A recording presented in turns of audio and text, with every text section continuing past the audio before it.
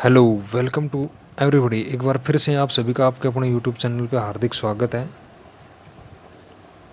जैसे कि पिछले वीडियो में आपको बताया था कि संविधान सभा में के लिए कौन कौन सी समितियाँ बनाई गई, कौन कौन उनके अध्यक्ष थे, प्रारूप समिति का क्या सीन था, कौन उसका अध्यक्ष कैसे क्या तैयार हुई, क्या मतलब था उसका, संविधान कब लागू होता है, कब आंशिक रूप से लागू होता है, वो सब चीज़ें पीछे वर्णन कर चुके। अब आज सिर्फ उन चीज़ों के बारे में चर्चा करेंगे जो कोई बातें इंपॉर्टेंट थी और वो रह गई थी। उन सब बातों का आज की वीडियो में चर्चा करेंगे। वीडियो को देखें ध्यान से, पसंद आए तो लाइक करें, सब्सक्राइब कर लें चैनल को, कमेंट करें, शेयर करें, ज़्यादा से ज़्यादा शेयर करें। ठीक है, ये संविधान सभा और संविधान के निर्माण से संबंधित लास्ट वीडियो है। 3 वीडियो पहले आ चुकी, पहले उनको क्रम वाइज देखते आओगे तब ये वीडियो समझ में आएगी। ठीक है, तो शुरुआत करते हैं अपने वीडियो की आज की। ये संविधान सभा की जो मेन इम्पोर्टेंट बातें रह गई थी उन सब की चर्चा करेंगे आज। एक संविधान सभा में ये बात आती है कि भीमराव अम्बेडकर जी का चुनाव हुआ था, चुन के आए थे वो भी। इनको प्रारूप समिति का अध्यक्ष बनाया जाता है। ठीक है, तो वही सबसे इम्पोर्टेंट बात यह है कि इनका निर्वाचन कहाँ से हुआ था, कहाँ से चुनाव जीत के आए थे। तो ये ब्रिटिश प्रांत पश्चिम बंगाल से चुनाव जीत के आए थे। भीमराव अंबेडकर जी का संविधान सभा में चुनाव पश्चिम बंगाल से हुआ था। क्वेश्चन बहुत बार पूछा गया है और आपको ध्यान रखने की ज़रूरत है इसको, कि भीमराव अंबेडकर जी का चुनाव कहाँ से हुआ था, पश्चिम बंगाल से हुआ था। ठीक है, संविधान सभा में कुल महिला सदस्य कितनी थी। संविधान सभा के ऊपर संविधान जब तैयार होता है तो उस पर 8 महिलाओं ने हस्ताक्षर किए थे। ये बात आपको पिछले वीडियो में बताई गई थी। लेकिन टोटल कितनी महिलाएं सदस्य थी, संविधान सभा के टोटल महिला सदस्य कितनी थी, रखना 15 सदस्य थे। यानी कि 299 सीटों में से संविधान सभा की भारत का विभाजन होने के बाद में संविधान सभा की 299 सीटें निर्धारित की गई थी। संविधान सभा का पुनर्गठन हुआ था तो उसमें कितनी सीटें थी, 299 सीटें थी। उन 299 सीटों में से 15 सीटों पे महिला जीत के आई थी। ठीक है, संविधान सभा के टोटल कितने अधिवेशन हुए, संविधान का निर्माण कर रहे थे तो उस टाइम अधिवेशन भी होते हैं। तो ये बात ध्यान रखने की, संविधान सभा के लिए संविधान निर्माण के लिए संविधान सभा के कितने अधिवेशन हुए, टोटल अधिवेशन तो 12 अधिवेशन हुए थे। ध्यान रखना, 12 अधिवेशनों में संविधान का निर्माण कर दिया गया था।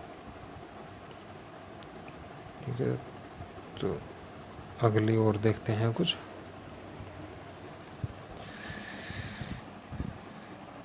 अब बात ये आती है कि संविधान सभा में ब्रिटिश प्रांत थे, ब्रिटिश प्रांतों के लिए कितनी सीटें निर्धारित की गई थी। पुनर्गठन होता है, संविधान सभा पुनर्गठन होता है तो 229 सीटें ब्रिटिश प्रांतों से और चीफ कमिश्नरेट के क्षेत्रों से निर्धारित की गई थी। तो मेन उनमें ये विवाद है कि सबसे ज़्यादा सीटें कौन से ब्रिटिश प्रांत की थी और कितनी सीटें थी। तो ये चीज़ आप देखो कि आज़ादी से पहले की अगर बात की जाए, भारत का विभाजन नहीं होता उससे पहले की अगर बात की जाए, संविधान सभा का जो मेन गठन हुआ था, पहली बार जो मेन गठन हुआ था जिसमें 389 सदस्य थे। कितने सदस्य थे, 389 सदस्य थे। उनमें सबसे ज़्यादा सदस्य कहाँ से थे, बंगाल ब्रिटिश प्रांत से थे। बंगाल जो ब्रिटिशों का प्रांत था उसमें से 60 सीटें थी। 389 सदस्यों में से 389 सदस्यों में से 60 सीटें बंगाल के लिए निर्धारित की गई थी संविधान सभा में। भारत का विभाजन हो जाता है, भारत पाकिस्तान 2 स्टेट बढ़ जाते हैं। उसके बाद में कितनी सीटें रह जाती हैं, 55 सीटें। सबसे ज़्यादा मैक्सिमम सदस्य संख्या वाले ब्रिटिश प्रांत कौन सा रह जाता है, संयुक्त प्रांत। 55 सदस्य, 55 सीटें हैं संयुक्त प्रांत में। ये आज़ादी के बाद में है, भारत के विभाजन के बाद में। भारत के विभाजन से पहले की 60 सीटें बंगाल में सबसे ज़्यादा। ठीक है, अब अगर ब्रिटिश प्रांतों की बात हो गई तो देशी रियासतों की बात होनी चाहिए। विदेशी रियासतों में भी ऐसे तो है नहीं कि सबके बराबर ही हैं, कोई रियासत बड़ी है कोई छोटी है।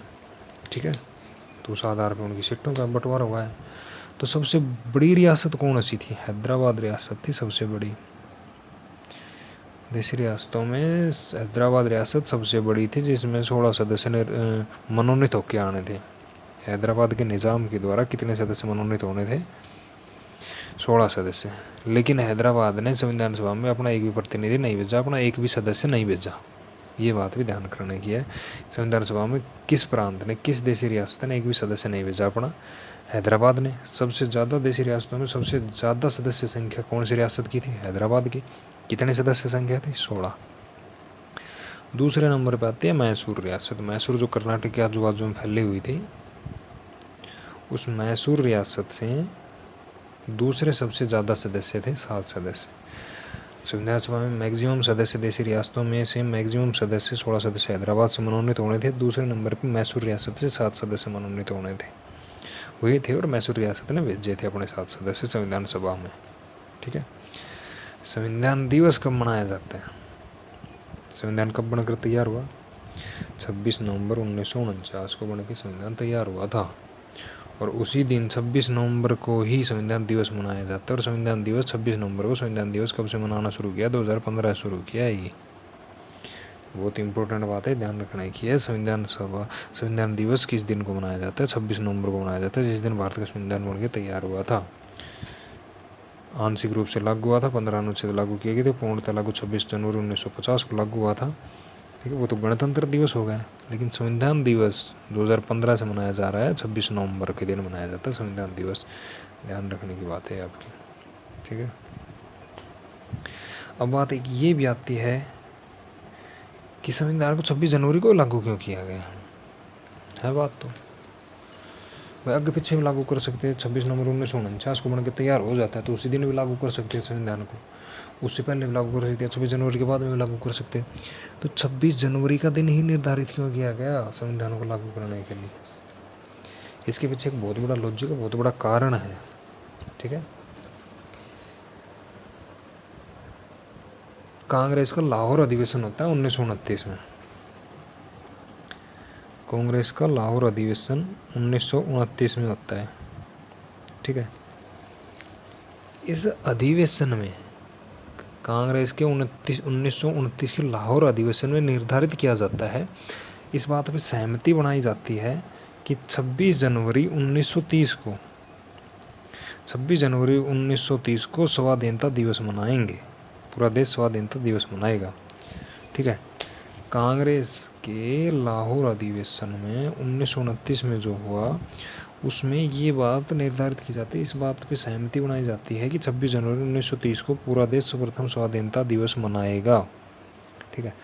उसी चीज़ के लिए लोगों की भावनाओं से जुड़ा हुआ था ये दिन 26 जनवरी, इसलिए संविधान को 26 जनवरी को लागू किया गया था, और कोई कारण नहीं था। ठीक है। 26 जनवरी को भारत का संविधान लागू हो जाता है। 1900 ये चीज़ भी ध्यान रखने की हो रही कि प्रथम स्वाधीनता दिवस को मनाया गया था, 26 जनवरी 1930 को मनाया गया था।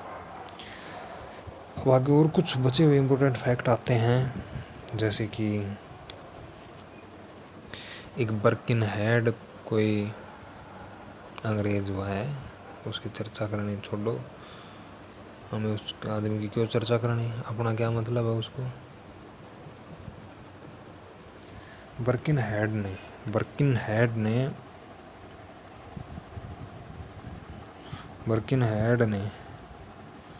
1928 के आसपास ये चुनौती दी, जब भारत ने पहली बार 1922 में महात्मा गांधी जी के द्वारा ये मांग की गई कि भारतीयों को संविधान भारतीयों के द्वारा बनाया जाए। तो 1928 में बर्किनहेड एक नोट जारी करता है, एक स्टेटमेंट जारी करता है अपना। वो ये ऐसे बोलता है कि भारतीय अपना संविधान बनाने में अयोग्य हैं, उनके अंदर इतनी, भारतीयों के अंदर इतनी काबिलियत नहीं है कि वो अपना संविधान खुद बना सकें। ठीक है। ये चैलेंज करता है एक तरह से, बर्किनहेड चुनौती देता है कि भारतीय अयोग्य हैं, वो संविधान नहीं बना सकते अपना। इसी चुनौती को एक्सेप्ट करता है मोतीलाल नेहरू जी। इस चुनौती के खिलाफ मोतीलाल नेहरू जी 15 मई 1928 को 6 सदस्यों की कमेटी बनाता है, एक समिति बनाता है। ठीक है। 6 सदस्यों की समिति बनाता है, एक कमेटी बनाता है मोतीलाल नेहरू। मोतीलाल नेहरू जी के द्वारा 6 सदस्यों की कमेटी बनाई जाती है बर्किन-हेड की चुनौती के खिलाफ 15 मई 1928 को। ठीक है, ये संविधान का प्रारूप तैयार करती है, प्रारूप को तैयार करके और दिखाती है। ठीक है, अपना प्रारूप तैयार करके उसकी रिपोर्ट पेश करती है। इस रिपोर्ट को नेहरू रिपोर्ट कहा जाता है। ठीक है, मोतीलाल नेहरू जी ने 15 मई 1928 को 6 सदस्यों की कमेटी बनाई, उसने संविधान का प्रारूप तैयार किया। ठीक है, इसने जो मोतीलाल नेहरू जी ने जो रिपोर्ट तैयार की, जो प्रारूप तैयार किया संविधान का, उसका मोहम्मद अली जिन्ना विरोध करता है। उसके पता नहीं क्या जी में आई भाई, ये मुस्लिम लीग का अध्यक्ष है। ठीक है, मुस्लिम लीग में है ये। मोहम्मद अली जिन्ना के द्वारा नेहरू रिपोर्ट का विरोध किया जाता है और इस विरोध के कारण ही, इस नेहरू रिपोर्ट के खिलाफ ही मोहम्मद अली जिन्ना 14 सूत्री कार्यक्रम प्रस्तुत करता है। क्योंकि वो एक तरह से हो गया ना, बात काटने वाली बात हो गई कि भाई हाँ, हो सकता है कि मोतीलाल नेहरू जी ने जो कमेटी बनाई थी 6 सदस्यों की, उसमें इसको नहीं लिया गया हो, तो ये अपनी खुन्नस निकाल रहा हो, इसलिए इनके खिलाफ इसलिए नेहरू रिपोर्ट का विरोध किया मोहम्मद अली जिन्ना ने। कोई बात हो सकती है, लेकिन नेहरू रिपोर्ट का विरोध किसने किया था? मोहम्मद अली जिन्ना ने। ये बात ध्यान रखना है हमें सिर्फ, कि नेहरू रिपोर्ट, मोतीलाल नेहरू जी के द्वारा जो रिपोर्ट तैयार की जाती है 15 मई 1928 को, बर्किन-हेड की चुनौती के खिलाफ एक कमेटी बनाई जाती है 6 सदस्यों की। वो कमेटी जो रिपोर्ट तैयार करती है उसे नेहरू रिपोर्ट बोला जाता है। नेहरू रिपोर्ट का विरोध कौन करता है? मोहम्मद अली जिन्ना करता है। मोहम्मद अली जिन्ना ने नेहरू रिपोर्ट के विरोध में 14 सूत्री कार्यक्रम प्रस्तुत किया था। ठीक है, ये आपके संविधान सभा के निर्माण और संविधान सभा के गठन से संबंधित महत्वपूर्ण तथ्य थे। संविधान सभा का टॉपिक इसी चीज़ के साथ ख़त्म हो गया। जो भी इम्पोर्टेंट मेरी नॉलेज में जितनी सब बातें थी मैंने आपको बताई, हर चीज़ का वर्णन किया अच्छे से मेरी समझ के हिसाब से। आपको अच्छा लगा हो, पसंद आया हो तो वीडियो को लाइक करें, शेयर करें, सब्सक्राइब करें, कमेंट करें। अच्छा नहीं लगा हो तो वो भी आप मुझे बताएं कि क्या कमी रहेगी और क्या कमी नहीं रहेगी। ठीक है, संविधान सभा का निर्माण हो गया कंप्लीट। कल नया वीडियो आएगा। ठीक है, तब तक के लिए इस वीडियो को देखें, शेयर करें, सब्सक्राइब करें, कमेंट करें, लाइक करें। ओके, धन्यवाद। Thank you everybody.